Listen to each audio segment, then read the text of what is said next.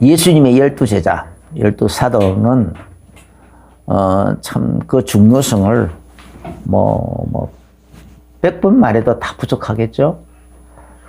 그리고 그 가치도 100분을 말해도 다 부족할 겁니다. 근데 오늘은 조금 더 약간 좀 더 근원적인 시각으로 한번 살펴봅시다. 이 제자가 예수님에게는 12사도만 있는 게 아니잖아요. 또 70인도 있고, 그 외에 또 나중에 또 120여 분도 있고, 그 외에 또 초대교회 때 보면은 이 베드로가 그 설교하고 난 다음에 그날에 3,000명의 제자가 일어나기도 하고, 또 곳곳에 가는 곳마다 제자가 일어났죠. 또 예수님께서 또 명령하실 때도 모든 족속으로 제자를 삼으라 그랬고, 예수님께서 함께 하실 터인적 모든 족속으로 제자 삼으라 했고, 또 모든 민족에게 복음을 전파하라 했고, 믿는 자들에게 다 또 동일한 역사가 일어나게 하겠다고 말씀하셨습니다. 그래서 이런 통틀어서 여기서 12사도만 있는 것이 아니잖아요. 12사도. 그 다음에 또 70인, 그 다음에 120문도, 그 다음에 3,000제자, 그 외에 각 족속과 모든 민족에게서 일어나는 제자들, 그리고 천하 만민 속에서 모든 믿는 사람들, 그들 중에서 제자가 되어지는 모든 사람들을 다 통틀어서 그 제자라는 그 직분, 그냥 근근히 믿는 사람 말고 제자라는 그 그래서 나는 그리스도의 제자로 부름을 입었다. 나는 그리스도의 제자로 살아야 되겠다. 라고 결론을 내리고 결단을 내리고 또 그런 성령의 그런 감동을 그런 성령께서 주시는 감동을 받아가지고 거기 순종하는 모든 사람들, 그런 사람들, 이 제자라는 이 직분이 얼마나 큰 축복인가. 그래서 오늘 제목이 제자는 영원한 직분이기도 하고 영원한 축복이기도 하다라는 겁니다. 그래서 이제 예수님의 근본에 대해서 예수님에 대해서 여러 가지 모양으로 다 설명하시겠지만은 미가서 5장 1절부터 4절에서 보면은 그의 근본은, 그러니까 예수님이 베들레헴 에브라다에서 태어나게 되는데 그걸 예언하면서 그분이 누구냐? 그분의 근본은 상고의 태초에니라. 상고의 태초에 또 어떤 것은 영혼에 이렇게까지 하는데 상고의 태초에 이 말은 뭐냐? 또 요한복음 1장에서도 태초의 말씀이 계시니라. 이 말씀이 하나님과 계시니 이 말씀은 곧 하나님이시니라. 여기에서 말한 태초. 그러니까 이 태초라는 말은 시간과 공간의 개념을 뛰어넘는 걸 얘기하는 거예요. 그러니까 예를 들면 지금 우리가 느끼고 있는 이 시간의 개념은 언제부터 생겨나느냐? 하나님이 우주를 만들고 태양을 만들고 달을 만들고 별들을 만들어 가지고, 그래서 때와 그때부터 시간이라는 개념이 생겨난 거예요. 시간이라는 개념을 하나님께서 집어넣어 주신 거예요. 그러니까 그 시간의 개념을 만드신 분이 예수님이 그 시간에 제한을 받는 분이 아니죠. 그 시간의 공간에 시간 속에 있는 분이 아니죠. 시간 밖에 있는 분이에요, 예수님은. 그래서 그의 근본은 상고의 또 태초의 영혼에 있다라고 하신 거죠. 그리고 이제 말씀, 말씀이었고, 그 말씀이 요한복음 1장에서는 그 말씀이 그 안에 생명이 있고, 그 생명이 또한 사람들에게 비치는 빛이고 빛이기도 하고. 근데 그 생명의 말씀, 빛의 말씀, 사람에게 비치는 빛이 되는 그 생명의 말씀이 육신을 입고 이 땅에 오셔가지고 이 땅에 오셨는데, 다시 말하면 예수님께서 이 땅에 사실 때는 예수님은 이 시간과 공간의 개념 안에 속해 있지 않았기 때문에 시작도 없고 끝도 없다라고 하신 거 아닙니까? 그런데 그런 분이 스스로를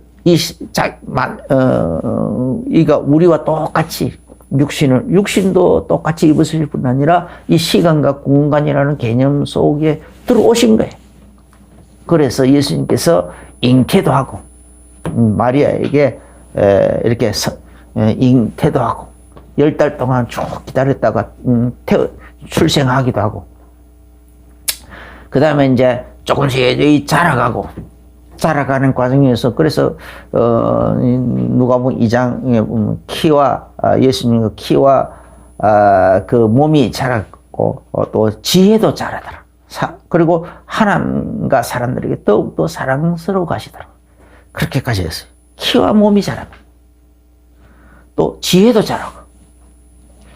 그러니까 첫째, 모든 지혜와 지식의 근원이신데 그런 식으로 시간과 공간의 개념 안에 자기 자신을 스스로 낮추어 가지고 들어오서 그 스스로 갇혀져서 그 속에서 지금 살아가시는 거예요. 이제 잉태되고, 그리고 10달 동안 뱃속에서 자라고, 그 다음에 출생하고 난 다음에 또 조금씩 자라서 키와 몸이 자랍니다. 그래서 한꺼번에 모든 지식을 다 이렇게 가지고 있는 것도 아니고, 스스로 다 지혜와 지식이 봉인되어 있다가 키와 몸이 자라가는 시간표 따라서 조금씩 그 지혜와 키와 몸이 자라가는 시간표, 그 분량만큼 지혜도 자라가고, 지혜도 그런 식으로 조금씩 자라게 그렇게 하더라.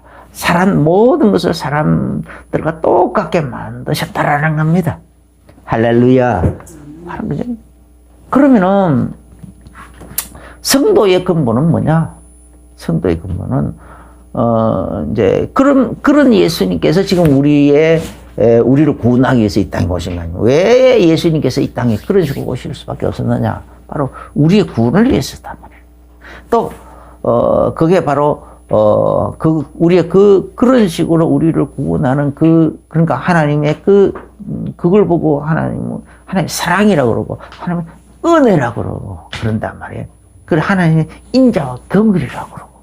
그런데 그런 하나님이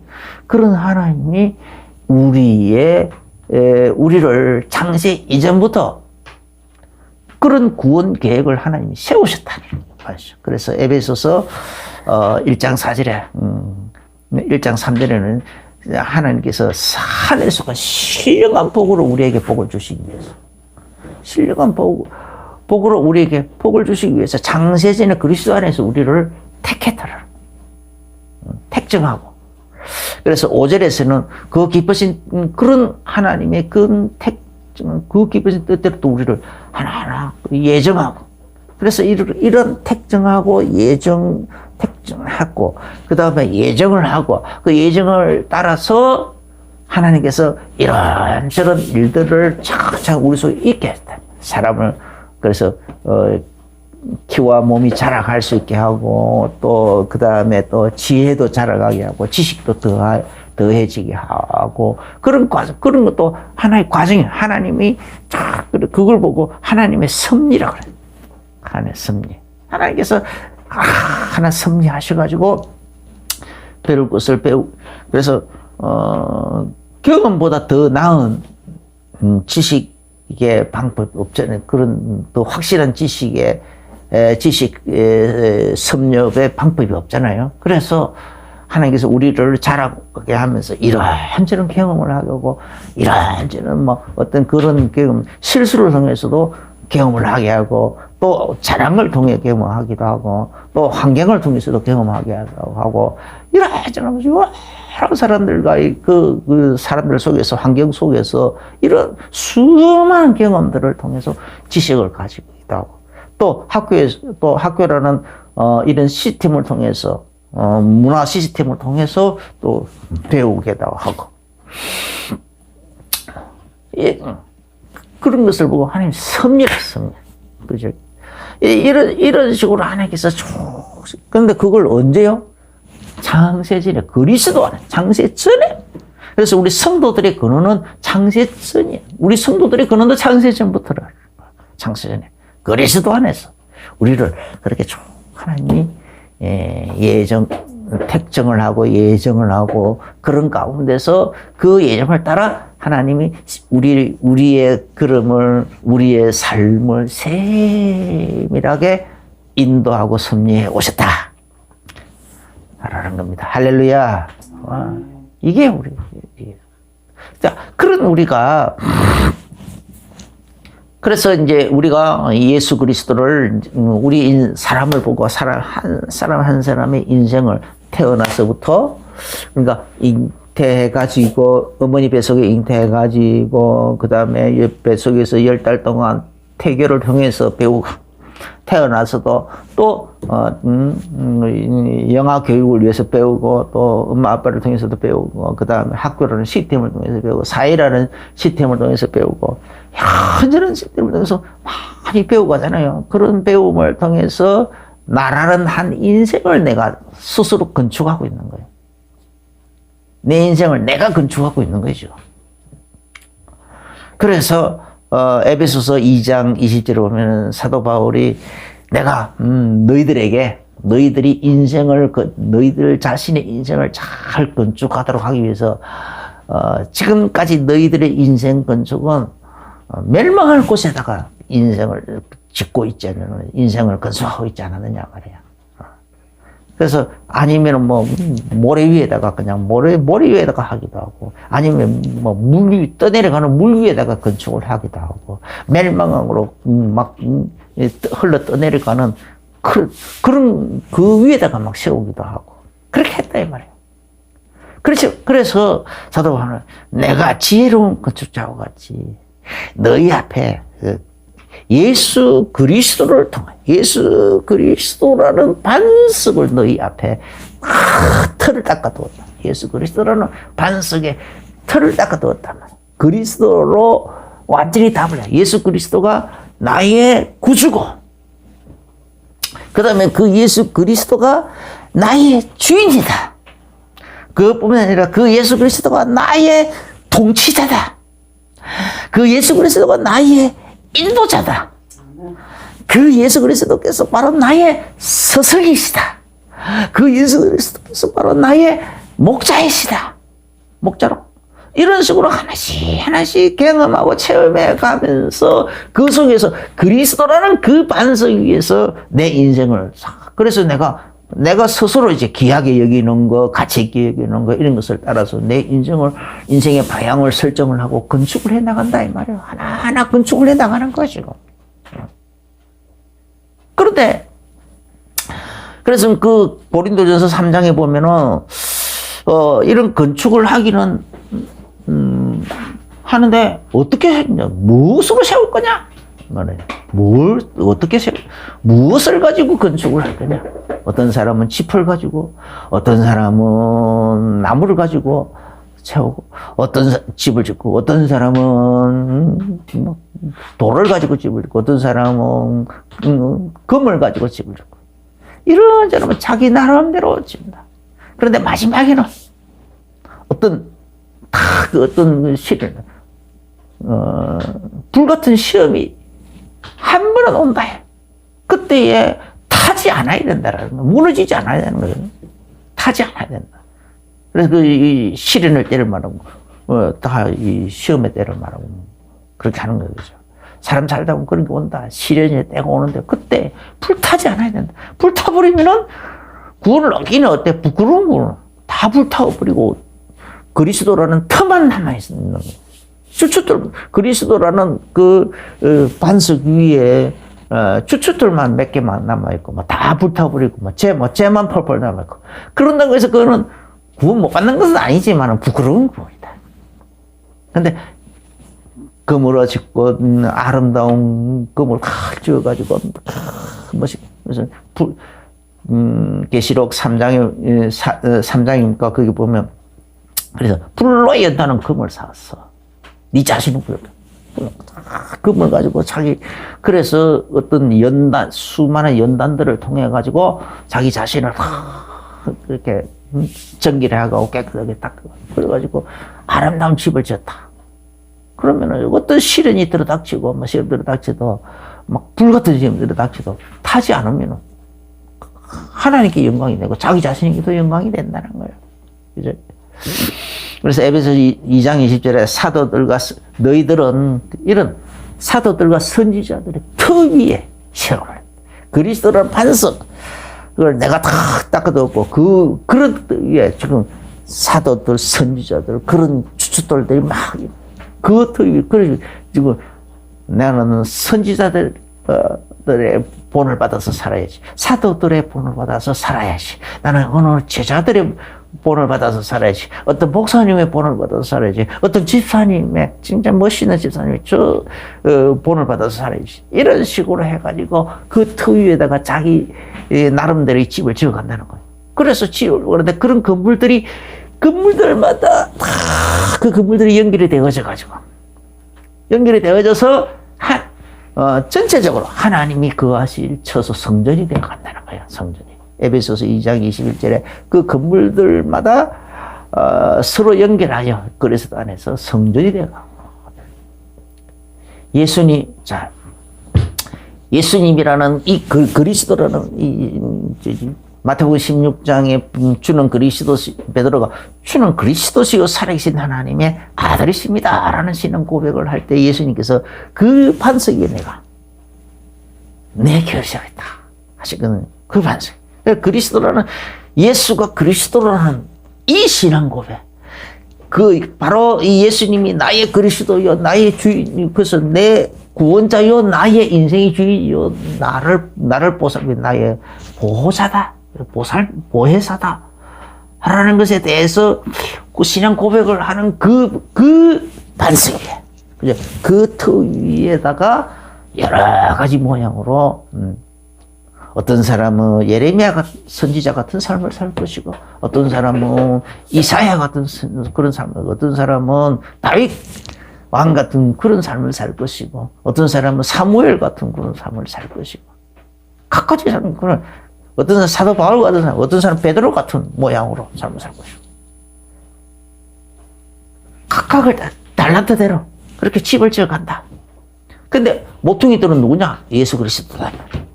예수 그리스도께서 모퉁이 되시고 그 다음에 이런 그런 어떤 자기 나름대로의 모델들을 중에서 어떤 모델을 따라서 그래가지고 자기 인생을 구축해 간다.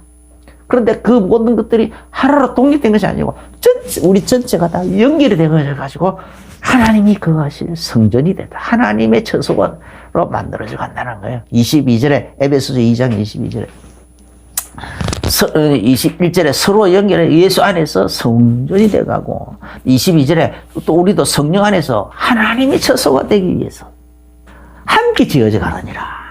할렐루야. 이겼다. 그러니까 그러면 이거를 이런 건축의 결론적인 결정체가 뭐냐? 그게 바로 새 예루살렘, 하늘에 있는 새 예루살렘 성으로 묘사를 되는 거예요. 우리 모두가 다 그러니까 새 예루살렘 성을 보고 하나님의 그 처소고 또 성도들의 성도들이 또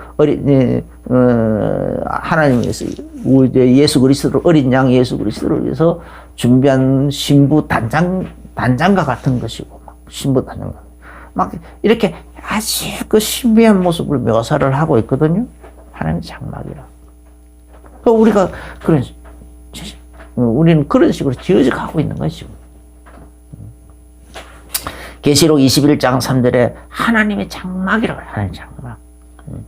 하나님 장막, 새 예루살렘 성을 보고 하나님 장막, 이 계시록 21장의 2절에서는 거룩한 성, 새 예루살렘이 하나님께로부터 하늘에서 내려오니 신부가 단장한 것 같더라. 신부가 단장한 것 같더라. 또 계시록 21장 9절에 그래서 어린 양의 신부, 곧 어린 양의 아내를 내가 누구에게 보이리라 하면서 막 그 사도 요한을 데리고 가지고 막 그러죠. 거기서 이 새 예루살렘 성을 향한 그 지칭을 어린 양의 신부, 어린 양의 아내 이런 식으로 막 표현을 했단 말이에요. 그래서 그 안에는 그 성 안에는 어마어마하게 큰 성이지만은 태양이 없대. 해진하는 그림자도 없고, 태양이 없으니까 해진하는 그림자도 없는 거죠. 그럼 누구냐? 하나님의 영광으로 가득 차 있어. 하나님의 영광의 빛이 비치고 있어. 또 어린 양이 등불이 되는 거야. 어린 양이 등불. 그래서 거기에는 어둠이 없다는 거예요. 그림자도 없다. 어둠도 없다. 우리가 이렇게 불빛 아래서 이렇게 보면 여기에는 그림자가 지지 않아요. 이렇게 한쪽에 있으면. 그런데 예수 그리스도 하나님의 영광의 빛으로 가득 온 성안이 다 하나님의 영광의 빛으로 가득 차 있고, 어린 양이 또 등불 뜨고 이렇게 되어 있으면 이 안에 이 그림자 같은 게 없다. 이 안에까지도 다 비쳐들었다. 빛이 다 영광의 빛이 스며들어서 전혀 그림자가 없다. 어두운 곳이 없다.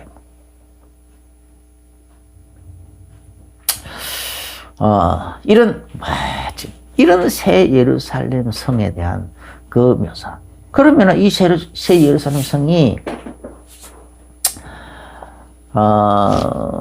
그러면 이게 바로 하나님이 나중에 계획을 세운 게 아니에요. 이거는 창세 전부터 세웠던 거예요. 창세 전부터 세웠다. 그래서 모세를 데리고 가가지고 하늘에서 어떤 식양을 보여줬잖아요. 하늘에서 어떤 식양을 보여주고, 그렇게 진을 칠 때도 이스라엘 백성들이 출애굽할 때 그 진을 칠 때도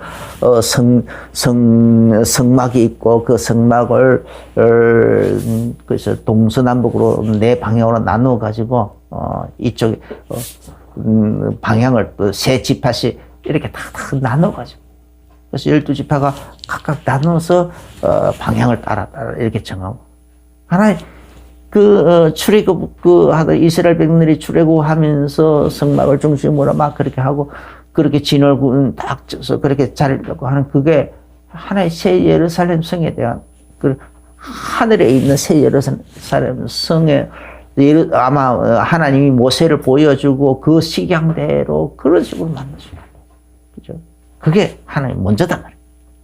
그러니까 계시록 21장 이 새 예루살렘 성이 그때 우리 성도들이 다 보는 건 마지막에 이렇게 만들어진 것이 아니고, 구원받고 다음에 만들어진 것이 아니라 벌써 하나님 창세 전부터 이거 계획을 먼저 세워놓고, 그 계획을 먼저 그 안에서 이렇게 하나하나 작정하고 예정하고, 그리고 하나님이 차가차가 섭리해 오셨다라는 거예요. 그걸 위해서 거기에 맞춰가지고 차가차가 섭리해 오셨다라는 겁니다.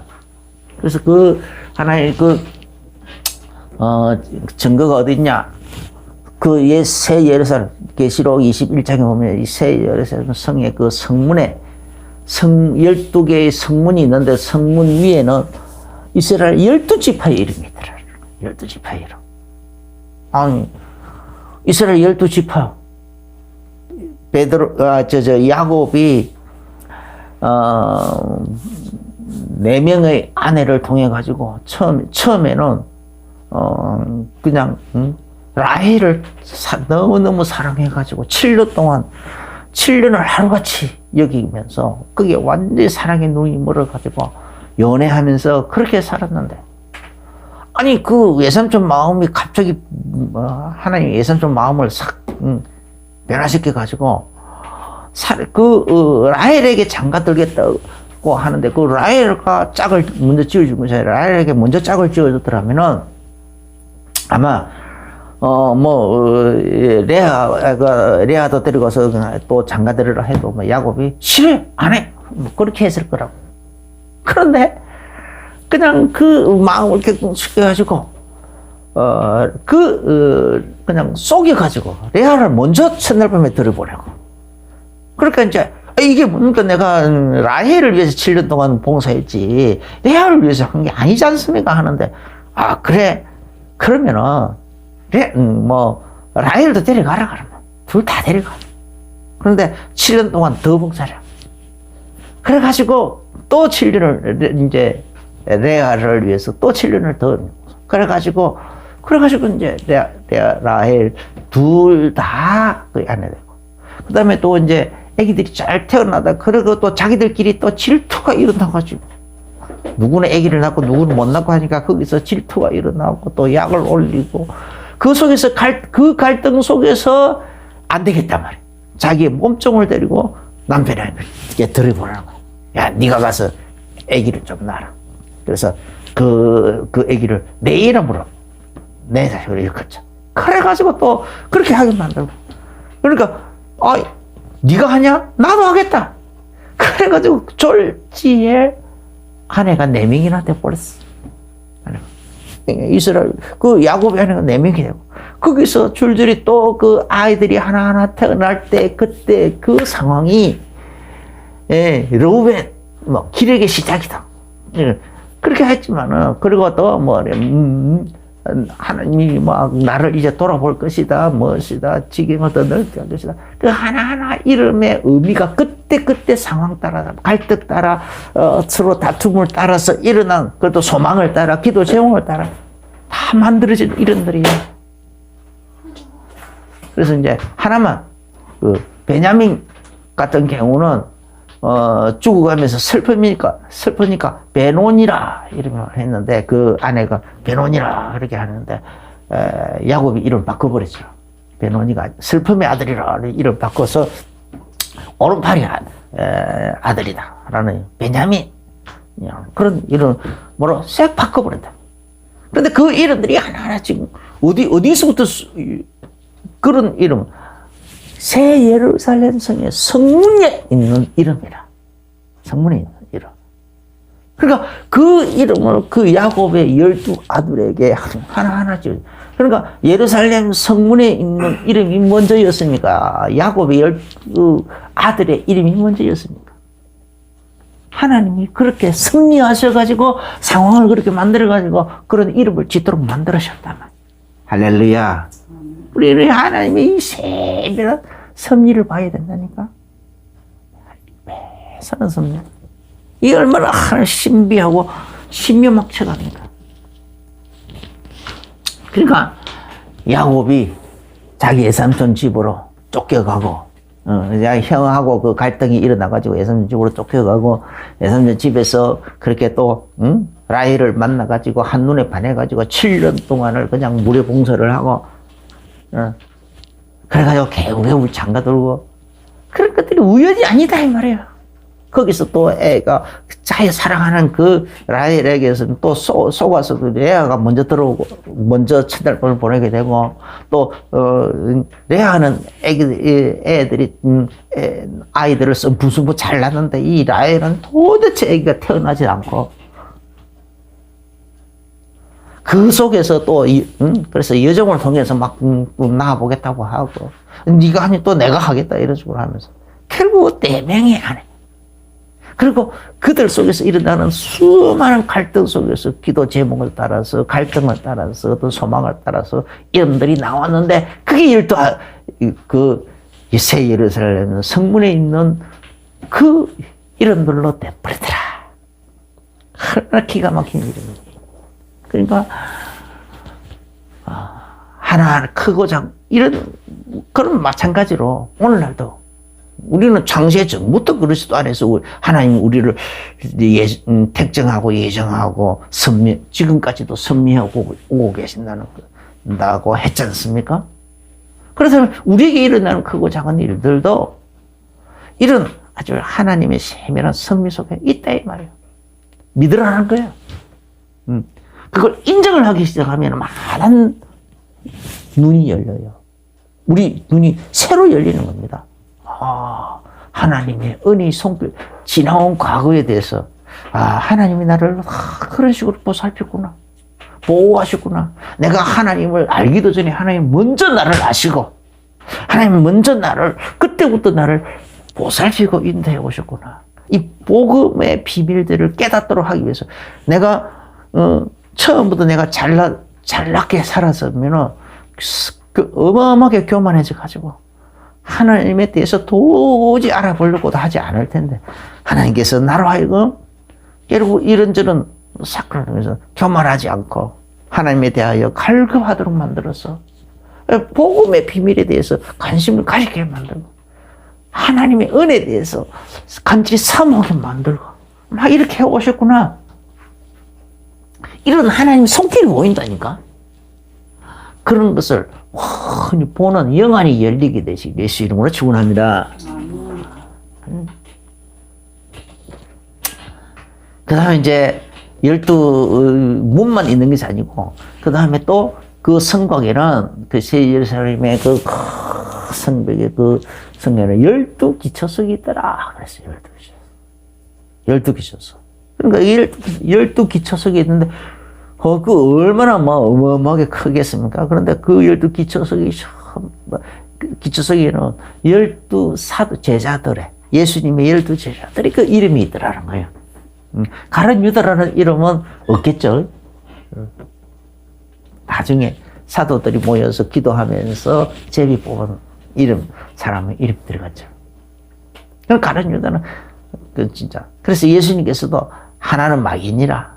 내가 너희 12를 택하지 아니하였느냐라고 했는데, 그런데 너희 중에 하나는 막이니라.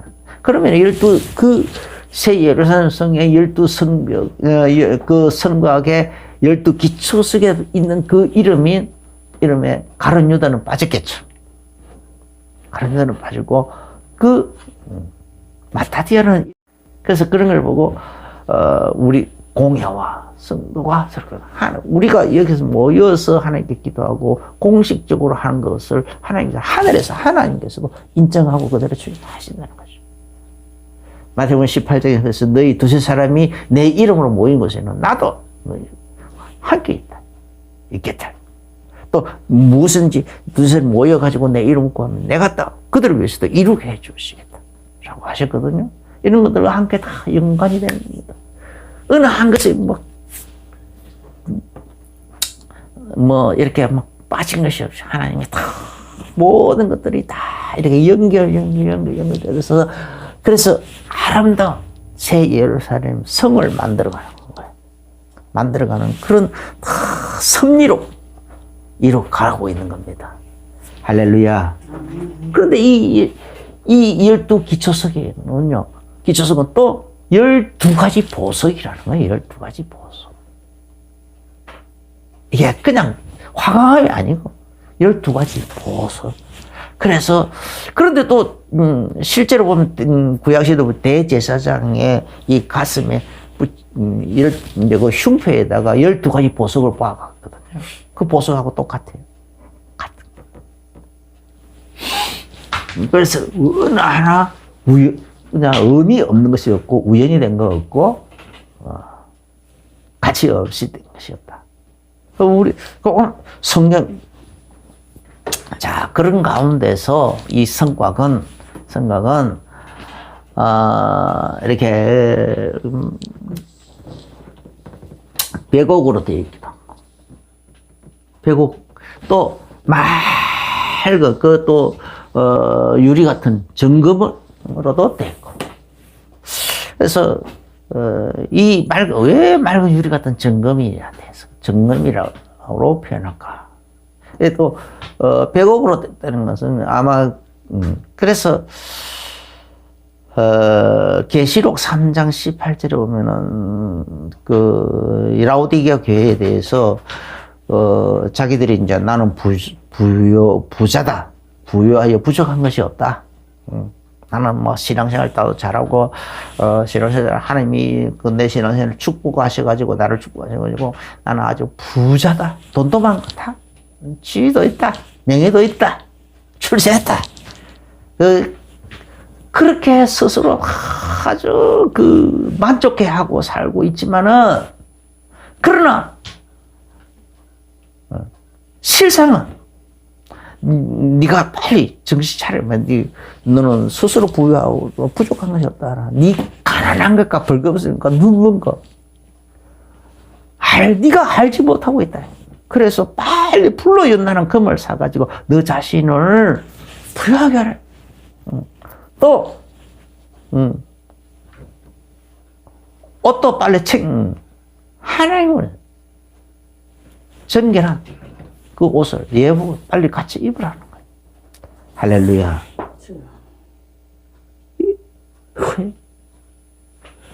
불로 연나는 금이 뭐냐? 시련 속에서 일어나는 그런 거거든요. 그래서 왜 맑은 유리 같은 정금으로 표현하셨을까? 해보니까 파란 그 정금, 불순물이 0.0001%도 없는 것을 보고 정금이라 하죠. 정금. 맑고 유리 같은 정. 그것도 그냥 투박, 원래 금색깔은 투박한 건데 맑고 유리 같은 정금이라. 이렇게 그 정도로 맑은 그런 금은 이 세상에 없죠. 하늘나라에서만 있는 거죠. 그런데 우리가 이렇게 에베소서 2장에서는 성도들 한 사람 한 사람이 이렇게 연결돼 가지고 고린도전서 3장에서는 한 사람 한 사람 개개인마다 자기 인생을 자기가 막 건축을 해 나가고 그 건축하는 그 집들이 전부 연결돼 가지고 그 하나님의 성전, 즉 하나님의 거하실 처소로 찾아간다. 그게 새 예루살렘 성의 하나의 모습으로 나타나는 건데, 그래서 내 이 해석에 대해서 참 많이 잘 이해가 잘 안 됐었는데 여기저기 찾다 보니까 워치만 이 해석에서 이런 성도 하나하나가 유기적 연합체로 그 한 사람 한 사람이 다 신앙생활을 하면서 흘리는 눈물, 하나님께 간절한 마음을 올려드리는 기도, 그 다음에 막 자기 삶 속에서 쥐어짜서 드리는 헌물, 헌금, 봉사, 이런 것들, 이런 것들이 전부 하늘에 상급으로 쌓이는 거잖아요. 하늘 상으로 쌓이는 것이란 말이에요. 고린도전서 15장에 썩을 것으로 심고 하늘에 썩지 않을 것으로 다스리고 신령하지 못한 것으로 욕된 것으로 심고 하늘에 신령한 것으로 다시 막 그러잖아요. 하늘에 것으로. 이 땅에서 나는 그러지 그러는데 그런 것들을 하나의 점검으로 표현하고 있지 않는가. 그래서 그런 성도들의 유기적 연합, 새 예루살렘 성의 이 아름다운 이 모습을 그런 성도들의 유기적 연합체로 그렇게 해석을 하더라고요. 근데 달리 더 좋은 해석을 나는 찾을 수가 없었어. 나도 완전히 100% 이해되는 건 아니지만, 그러나 그런 식으로 나는 그걸 지지하고 싶고 그렇게 인정하고 싶어요. 성도들 하나하나가 이 유기적 연합체로 이루어져서 모든 것이 우리 기도도 처음부터 금대접에 담아서 하는 보좌 올라가잖아요. 우리 눈물도 다 그러면 헌신도 봉사도 그것도 하늘나라에 딱 갖다가 상급으로 쌓이는 거잖아요. 이런 식으로 되는 거 아닌가. 그래서 그러면은 한두 명 가지고 되는 게 아니잖아. 그래서 로마서 11장 25절입니까? 거기에 보면은 이방인의 충만한 숫자가 찰 때까지라고 이방인의 그러니까 충만한 숫자, 하나님이 원하시는 어떤 숫자가 있다. 그런 숫자가 쌓여서 전체가 연결돼서 연합해서 유기적으로 연합되어져서 예루살렘 성을 이루는 것이고 새 예루살렘 성벽을 이루는 것이고 성전을. 그래서 그 안에는 성전이 따로 없다 그랬어. 그러면은 그제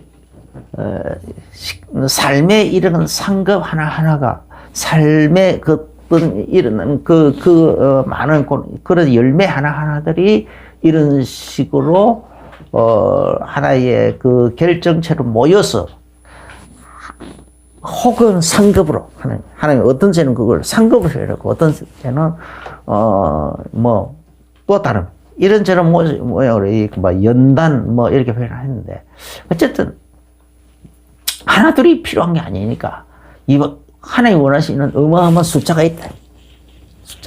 그 숫자를 채우기 위해서는 하나님 오늘 이 본문의 12사도를 이 12제자들을 하나님 탁 불러가지고 이들에게 이들의 주된 사역이 뭐냐? 전도하라는 거예요, 전도.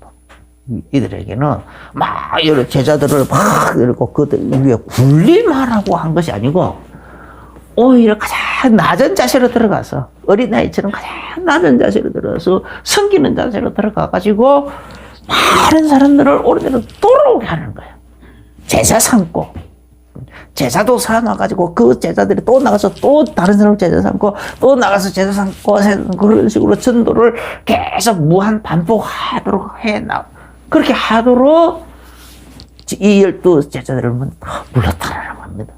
그러면 예수님이 세우시는 제자 12사도 70인 그 다음에 뭐 120 정도 그 다음에 뭐 3천 제자들 그러니까 마태복음 28장 16절에는 모든 족속으로 제자를 삼아라. 마가복음 16장 15절에서 뭐 천하 만민에게 나갔던 복음을 전파하라. 믿는 자들에게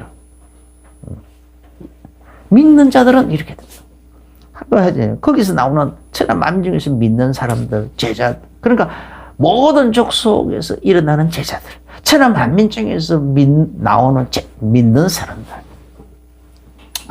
이 모든 사람들에게 하나님께서 지금 이렇게 제자를 그들 중에서 각 사람의 심령에 따라서 성령으로 제자를 부르시기도 하고 어떤 사람은 제자사는 전도 제자를 부르시기도 하고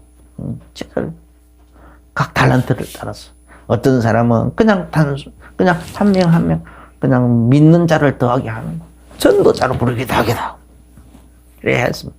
우리가 이런 식으로 우리는 이런 식으로 하나님께 다 지금 12제자는 여기에 다 먼저 다 택함 받아가지고 그래서 오늘 이 본문에 보면 예수께서 12제자를 불러 모아서 모든 귀신을 제어하며 병을 고치는 능력과 권위를 주시고 하나님 나라를 전파하며 앓는 자를 고치게 하려고 내보내시며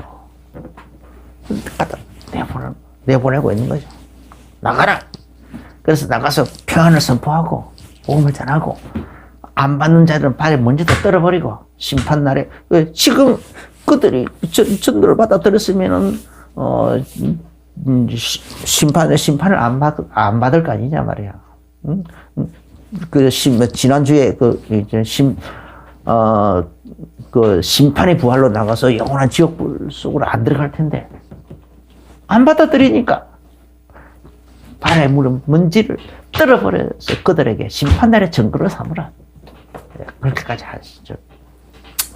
그래서 왜 이런 능력을 주어서 전도를 하러 내보냈을까? 아주 말을 사기꾼처럼 영숙능란하게 하게 만들어서 보낸 게 아니고 능력을 줘서 내보냈다. 왜 그랬을까? 현장에 가보면 그냥 신분 다 마귀자녀, 신분이 다 마귀자녀. 삶의 모습도 무상하게 막 끌려다니는 거예요. 어제 저녁에도 우리나라 미국에서 이상한 할로윈 데이인지 뭔지 족보도 우리나라에서는 족보도 그 할로윈 왜 생겨나는지 그것도 족보도 없는 이상한 것들 귀신 문화가 들어오고 우리나라에도 그런 거 다 사람들 다 싫어하잖아요. 그런데 그것처럼 이 몇몇이 그렇게 그런 문화에 몰려 들어가지고 그래 149명이나 죽었다고 하는데 그러니까 그 어떤 사람들은 막 할로윈 귀신의 저주라고 그런 식으로까지 표현하고 그러더라고. 그런데 왜 가느냐 사람들이 다 이해를 못해. 이해 못하는 너무 많아. 그래서 이런 사단에게 종되어 있는 사람들은 이런 식으로 마귀에 끌려다닌다니까. 그게 죽을 장소인지 모르고 그 이태원 그걸 가가지고 그런 식으로 막 거기서 수없이 많이 죽고 다치고 하듯이. 그런데 이런 거는 하나님 일부분이라고. 일부분. 영원한 지옥불까지 들어간다니까. 마귀의 자녀를 끌려다니고 사단의 종을 끌려다니고. 그래서 저주 창이 걸려. 그래서 마태복음 12장 29절에 전도부터 하려면 먼저 사단부터 개혁을 해야 돼. 먼저 성령을 이 사단부터 개혁해야 그 잡혀 있는 자들을 거기서 빼낼 수 있는 것이라고 하거든요. 그래서 오늘 이 본문에 귀신을 이 제자를 내보낼 때 이 귀신을 제어하는. 그래서 다시 봅시다. 1절에 예수께서 12 제자를 불러모아서 모든 귀신을 제어하며 병을 고치는 능력과 권위를 주시고 하나님 나라를 전파하며 하는 자를 고치게 하고 내보내시며. 이게 필요하다. 이런 권세 귀신을 내쫓고 병든 자를 또 귀신에게 시달리다 보면 결국 그 사람 몸이 정신이 병들어 있을 수밖에 없거든요. 그 병든 자를 고치고 그리고 또 그냥 건강하고 뭐 잘 살고 이렇게 똑똑한 사람들에게는 보험이 잘 안 들어가요. 병들고 막 이렇게 이런 사람들에게 들어가거든요. 좀 그래도 좀 쉽게 갈급한 저 가지고 그런 사람들은 복음을 좀 비교적 쉽게 받아들이고 있거든요. 그래서 우리는 현장에서 말씀 운동이 필요합니다.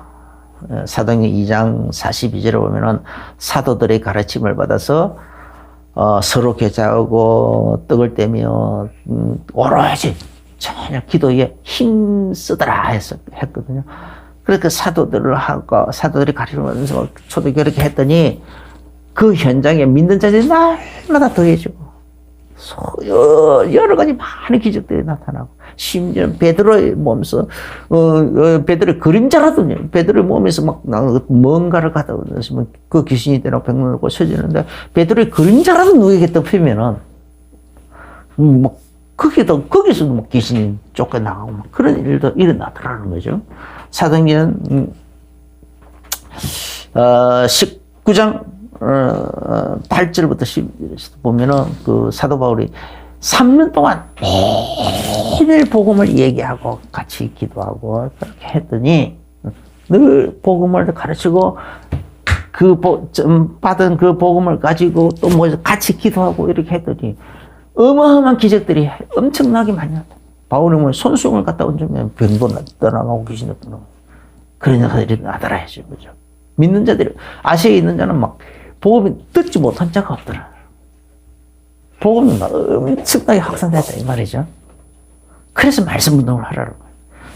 그냥 다락방은 말씀 운동만 하는 게 아니에요. 말씀과 기도 운동, 말씀 운동과 기도 운동 그것이 같이 있는 거예요. 말씀 운동과 기도 운동에 완전한 결론을 내리시고 많은 사람 오른데려 더럽히게 하는 그리스도의 제자로 부르시는 주의 음성에 화답하여 제자로서의 삶을 살게 되시길 예수님으로 축원합니다. 기도하겠습니다. 주 예수님 감사합니다. 하나님께서 사도들을 12 제자들을 부르셨는데 이게 새 예루살렘 성의 기초돌이 됐다. 그 제자들의 그 삶이 아름다운 보석으로 연결돼서 12가지 보석으로 각각의 색을 발하는데 이 영원한 직분이었고 영원한 축복인 줄 그 당시에는 몰랐겠지만은 지나가 보니 그게 바로 이런 영원한 직분이고 영원한 축복이었습니다. 오늘 우리들에게도 예수님께서 우리를 제자로 부르실 때에 제자로서의 삶을 살아라고 우리 속에 성령으로 감동을 주시면서 우리를 부르실 때 바로 이런 영원한 직분과 영원한 축복을 예배해 놓고 부르시는 줄로 믿습니다. 우리가 이 부르심에 온전히 응답하고 화답하여 주님을 기쁘시게 하는 삶, 주님과 동행하는 삶이 되어지도록 축복하여 주옵소서. 예수님 이름으로 기도합니다. 아멘. 이제는 우리 주 예수 그리스도의 크신 은혜와 하나님 우리 아버지의 지금까지 성령님의 내주는 그 충만하신 그 은혜가 오늘 제자라는 이 직분이 영원한 직분이고 영원한 축복이라는 이 말씀을 받으면서 아멘으로 화답하며 결론을 내리고 결단을 내리는 모든 성도님들에게 이제로부터 영원까지 항상 함께 계실지어다. 아멘.